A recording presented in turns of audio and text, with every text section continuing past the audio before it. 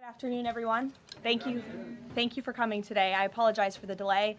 I was once again with the president. He and I were both reviewing the newly released surveillance footage from FBI in the Savannah Guthrie case on just this heartbreaking situation with respect to her mother. The president encourages any American across the country with any knowledge of the suspect to please call the FBI, who continue to assist state and local authorities who are leading this investigation on the ground. And once again, I will reiterate that the prayers of this entire White House are with Savannah and her family at this time, and we hope this person is found soon and that her mother is brought home safely. President Trump has a very busy week ahead, so I will begin with some scheduling announcements today. Tomorrow, here at the White House, the president will host Israeli Prime Minister Benjamin Netanyahu for a bilateral meeting. The remainder of the week will be focused on energy and deregulation. Tomorrow afternoon, the president will hold an event in the East Room to tout clean, beautiful coal as America's most reliable and affordable energy source, especially during periods of peak demand, just as we saw during this most recent winter storm, which impacted hundreds of millions of Americans. The president will discuss how clean, beautiful coal is not only keeping the lights on in our country, but also driving down the cost of electricity across the country as well. Additionally, on Thursday, President Trump will be joined by Administrator Lee Zeldin to formalize the rescission of the 2009 Obama-era endangerment finding. This will be the largest deregulatory action in American history, and it will save the American people $1.3 trillion in crushing regulations. The bulk of the savings will stem from reduced costs for new vehicles, with the EPA projecting average per vehicle savings of more than $2,400 for popular light-duty cars, SUVs, and trucks. This is just one more way this administration is working to make life more affordable for everyday Americans. Overall, these groundbreaking actions from President Trump will drive larger economic growth, create thousands of good-paying jobs, expand manufacturing, increase consumer choice, and improve affordability for millions of families and businesses. Finally, on Friday, President Trump and First Lady Melania Trump will travel to Fort Bragg in the great state of North Carolina to meet with military families and the heroic members of our special forces who carried out the successful Operation Absolute Resolve in Venezuela and helped bring narco-terrorist Nicolas Maduro to justice. I know the President and First Lady are both greatly looking forward to this visit. Also, the First Lady will celebrate Valentine's Day at the Children's Inn at the National Institute of Health tomorrow, with children, families, and NIH staff involved in clinical trials. In other news this week, thanks to President Trump signing the largest middle-class tax cut in history, this is shaping up to be the biggest tax refund season ever, and we are in it now. President Trump and Republicans fundamentally believe that Americans deserve to keep more of their hard-earned money, not less, which is why he fought so hard to deliver this long overdue relief. From no tax on tips, overtime, or Social Security, to auto loan interest deductions on new American-made vehicles, plus increases to the standard deduction in child tax credit, more money is flowing back into the pockets of hardworking Americans. We're already hearing from everyday Americans across the country who are reporting substantial tax savings thanks to the Working Families Tax Cut, which every single Democrat in Congress voted against. AMAC, which represents millions of Americans, has heard directly from more than their 1,000 members already about how the Trump tax cuts are easing cost of living concerns. I wanted to share a few of those powerful responses with you today. This one comes from Dean and Wendy in Wisconsin, who says, quote, "Instead of paying out $3,700 last year, we got back $2,500 in refunds this year. This is huge for our family." Steve from California said, quote, "The new senior citizen deduction is a tremendous relief and has given us peace of mind and the freedom to truly enjoy the retirement years we worked so hard for." Eric from Nevada said, "As a senior, no tax on Social Security helps me tremendously. The no tax on tips helps my daughter-in-law as a waitress. The no tax on overtime helps my son, who works constantly. Our family savings from the One Big Beautiful Bill could total even more than $5,000. We love the Trump tax cuts." These are just a few positive examples of the everyday Americans that President Trump's tax cuts are uplifting. We'd love to hear more from the American people across the country who are benefiting from the working families tax cuts. The White House is also pleased to share that parents across the country can now officially apply to open a Trump account for their child. In order to apply, parents can visit trumpaccounts.gov and fill out the IRS form 4547. These Trump accounts are special investment accounts aimed at providing American children with a jump start on building wealth for life. They have all the tax advantages as a traditional IRA account, but are specifically tailored to build wealth the moment a child is born. Thanks to President Trump, every child born between January 1st, 2025 and December 31st, 2028 is eligible to receive $1,000 from the U.S. Treasury to fund their account. Parents, guardians, and even nonprofits can then contribute up to $5,000 per year. Employers can also contribute up to $2,500 per year per employee. President Trump believes there is no better investment than investing in our nation's children. If you are a parent who maximizes contributions to your child's Trump account, its projected value could reach nearly $1.1 million by the time your child turns 28 years old, based on average historical stock market returns. Safe to say, the Trump accounts will give a substantial head start to position the next generation for a brighter future. And with the stock market exploding under President Trump's pro-growth policies, there has never been a better time to sign up for an investment account like this. The Dow Jones just shattered 50,000 for the first time ever on Friday, and the S&P 500 and the NASDAQ continue smashing record after record. So with President Trump in charge, Americans' 401ks and retirement savings are booming once again, and these new Trump accounts for America's kids will boom too. So with that, once again, every parent should go to trumpaccounts.gov today, and I'm going to put it on my own personal to-do list to sign up for one as well. With that, I will take your questions. Karoline Downey from the National Review is here. Thank you for being here, and why don't you kick us off? Thank you for having me. On the criticism that immigration enforcement has become arbitrary or not particularly prioritizing, Democrats have been circulating the statistic that only 14% of illegal aliens arrested under this administration are violent criminals, but we know that in deep blue cities with progressive district attorneys, it's common to plead down serious violent crimes into less serious offenses, which could be distorting those numbers. So given that backdrop, does the administration still stand by the messaging that you're targeting the worst of the worst, and does this prevailing narrative tell the whole story? Well, thank you for bringing this up, Karoline. I've seen this CBS report floating around.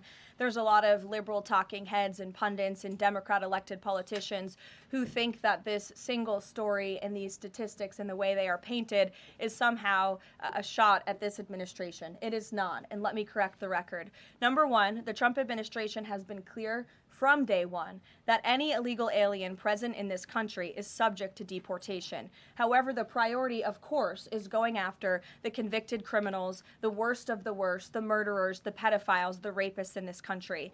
Interestingly, in the CBS story, what the Democrat talking heads on television are not saying is this line. Nearly 60% of ICE arrestees over the past year had criminal charges or convictions. And among that population, the majority of the criminal charges or convictions are for nonviolent crimes. Oh, well, what are nonviolent crimes, you ask? This has coincided with what DHS has been saying all along, that approximately 70% of illegal aliens arrested under President Trump have pending criminal charges and or prior convictions. And these so-called nonviolent crimes, drug trafficking, distribution of child porn, burglary, fraud, DUI, embezzlement, solicitation of a minor, and human smuggling, just to name a few.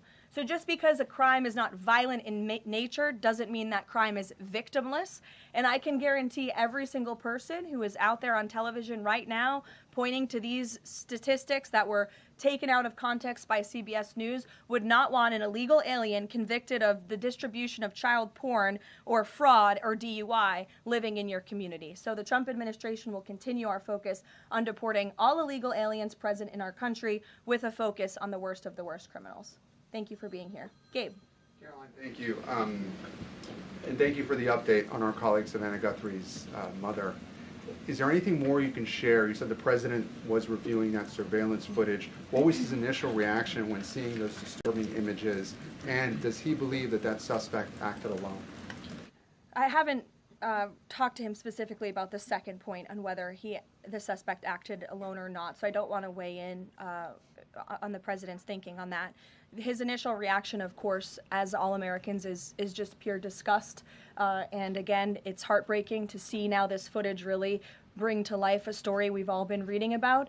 And again, we're just praying for the safety of Nancy Guthrie and that she will return home soon. And the president directed me to please encourage all Americans with any information to call the FBI, and we hope that this case will come to a positive resolution as soon as possible. We, of course, have a lot to talk about in a completely separate topic. I was hoping you could clarify something that's come up over the last several days, again, regarding a separate topic in the Epstein files. According to newly released files, the president had a conversation with the Palm Beach police chief in the early 2000s, according to the police chief in 2019. The president has gone on record before, and he's told reporters that he said that he had no idea about Jeffrey Epstein's crimes. During this conversation with the police chief, however, he did say, according to this recounting of it, that thank goodness you're stopping him. He also called Karoline Maxwell evil. So my two questions are, did that conversation with the Palm Beach police chief happen? And can you explain the discrepancy? What I will say is that the president has always remained consistent, and that he kicked Jeffrey Epstein out of his club at Mar-a-Lago because, frankly, Jeffrey Epstein was a creep. And unlike many other people who are named in these files, President Trump cut off his relationship with Jeffrey Epstein and was honest and transparent about that for years and years. And so I think what the president has said all along has always remained true. And the release of more than 3 million documents related to Jeffrey Epstein and his heinous, disgusting crimes just shows the level of transparency that this president and administration has committed to in bringing these files to light. But did he call the chief in 2006? Caroline, did he call the chief? Look, it was a phone call that may or may not have happened in 2006. I don't know the answer to that question. What I'm telling you is that what President Trump has always said is that he kicked Jeffrey Epstein out of his Mar-a-Lago club because Jeffrey Epstein was a creep, and that remains true. And this call, if it did happen, corroborates exactly what President Trump has said from the beginning. And I'm sure many of you, when you read that alleged FBI report, probably thought to yourself, wow, this really cracks our narrative that we've been trying to push about this president for many years. So we're moving on from that. Reagan. Thanks, Caroline. I want to ask you about the SAVE Act. NBC reported that there's some hesitation among House Republicans on adding absentee ballot restrictions into the SAVE Act. Can you explain what the hesitation is among House Republicans and also just provide a status of negotiations with Congress on the legislation? Sure.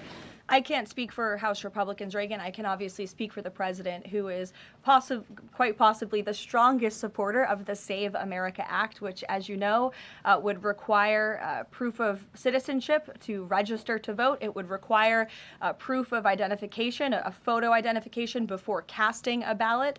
And it would also ensure that there are exceptions made. I think that's what you're alluding to with these conversations with House Republicans for reasonable requests, of course, for our military, for individuals who are disabled and cannot make it to the polls. Those are reasonable, common sense things that I believe House Republicans are discussing amongst themselves. But as for the president, he's been very clear. He wants House Republicans and Democrats, too, if they were politically wise, to pass this legislation, for the Senate to pass it, to send it to the president's desk so it can be signed into law. Follow-up. I'm wondering when the last time the president spoke to Leader Thune was, and if he discussed using the standing filibuster to pass legislation. The president has given his position on the standing filibuster. As for his most recent conversation with Leader Thune, frankly, I'm not sure. I do know they speak very frequently. The president's in constant communication with both Leader Thune and the House Speaker, Mike Johnson. Stephen, I see we switched up our seating chart. Your direct line of sight now. Congratulations. Response Association for recognizing the New York Post's reach. I've got two questions for you, one about the Guthrie case and then another about infrastructure. On the Guthrie case, does President Trump have a warning to the culprits here about what would happen to them, what federal consequences they would face if they do not release Nancy Guthrie unharmed? I think anyone who was involved in this depraved crime, this abduction, of course, we want to be seen held to the fullest extent of the law possible. Infrastructure, can you explain why President Trump asked Chuck Schumer to help him rename Penn Station and Dulles Airport after himself? Why is he interested in having his name on those two buildings? And why are the Gateway Tunnel funds the proper point of pressure to get that to happen? To your first question about the renaming, why not? It was something the president floated in his conversation with Chuck Schumer. As for the funding, the president has addressed that separately himself. Karoline. Danny. Thanks, Karoline. Today, the vice president's account posted and then deleted a tweet about the Armenian genocide. And then last week, President Trump's Truth Social account posted and then deleted a racist video about the Obamas. And the White House again blamed that on a staffer. I wanted to ask you, does the White House have a social media problem at the moment? Do you have an auto-posting problem that's leading to these mistakes? No. As for the Armenian tweet that you're referring to, I would just refer you back to the White House's message that was issued on Armenian Remembrance Day, and there's been no change of policy at this time. Mary? Thanks, Caroline. When the president goes to Beijing in the spring, does he have plans to try and advocate on behalf of Jimmy Lai, who was just sentenced to 20 years yesterday? This is something I've heard the president advocate for both publicly and privately. I had the honor of being in that meeting with President Trump and President Xi in South Korea that took place, and this was brought up by the president himself. It is important to him, and he looks forward to visiting China in April. Go ahead. Thanks, Caroline. So some Republican lawmakers from Nebraska have said they're worried that the Argentinian beef executive order will sideline some American ranchers. How will the Trump administration make sure prices go down for consumers without harming those ranchers? Of course. Well, both things can happen at the same time. That's the president's belief. He wants to see prices come down. In fact, I just overheard him on the phone with Secretary Rollins. They were talking about something different, but he's always saying we got to make sure that prices continue to come down. As you know, Secretary Rollins successfully did that with respect to egg prices. Beef prices are coming down slightly, and the president wants to see that continue.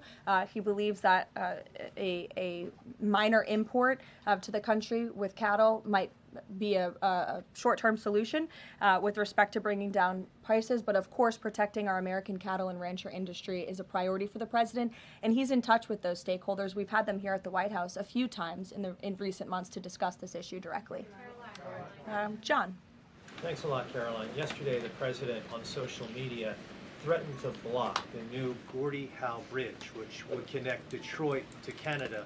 This is a bridge that was fully paid for by Canada. It used American labor to construct it.